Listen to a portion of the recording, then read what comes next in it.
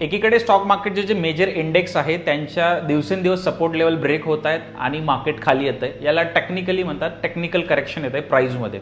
त्याच्या on the contrary side exactly opposite gold silver सारख्या जर तुम्ही कमोडिटीज बघितल्या यांच्या प्राइजेसमध्ये दिवसेंदिवस रॅली येते. आता हे जे साधारणपणे आपण सिनारिओ बघतोय हे असं आपल्याला का पाहायला भेटतंय त्याच्यावरती आपण एक चर्चा करूया. साधारणपणे पहिलं जे आपण बघतोय की बाबा दिवसेंदिवस स्टॉक मार्केट खाली का पडतंय, तर सगळ्यात पहिले जे इम्पॉर्टंट मेन रिझन आहे की आत्ताच्या आपण ज्या जगामध्ये आहेत ना त्या जगामध्ये एक साधारणपणे अनसर्टन्टीचं पिक्चर क्लिअर, म्हणजे अनसर्टन्टीचं पिक्चर एक बनल्यासारखं दिसतंय. अनसर्टन्टी म्हणजे काय आहे की ग्लोबल लेवलवरती US आणि इराणचा जो संघर्ष आहे तो दिवसेंदिवस एस्कलेट होतोय.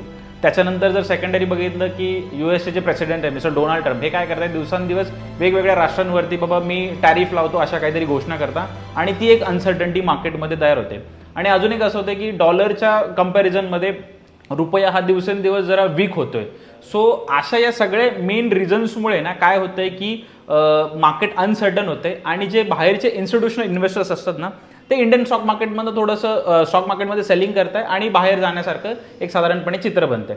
ऑन द कॉन्ट्ररी साईड जर गोल्ड सिल्वर सारख्या प्राइजेसमध्ये रॅली काय येते तर त्यातलं मेन रिझन असं आहे की जी आपण अनसर्टन्टी बघतोय याच्यामुळे झालं काय की साधारणपणे आतापर्यंत मागच्या लोकांचा जो ट्रेंड होता की बाबा स्टॉक मार्केटमध्ये भलेही रिस्की आहे बट रिवॉर्ड चांगला मिळत होता.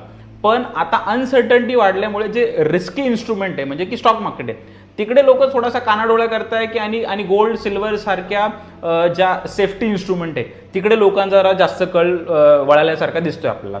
दुसरी गोष्ट अशी की ज्या पण वर्ल्ड वाईड ज्या सेंट्रल बँक्स आहेत जसं की RBI असेल किंवा अजून USची जी कुठली फेडरल रिझर्व्ह सारखी जी सेंट्रल बँक असेल त्या मागच्या बऱ्याच दिवसांपासून गोल्ड सिल्वर सारख्या इन्स्ट्रुमेंटमध्ये बाईंग करताना दिसत आहे. आणि ह्या सगळ्या रिझनमुळे असं आपल्याला दिसतंय की गोल्डही साधारणपणे 1,60,000 पर्यंत पोहोचला आणि सिल्वरनेही साधारणपणे 3,25,000च्या वरती पण एक साधारणपणे आपल्याला एकदा रॅली दाखवलेली होती.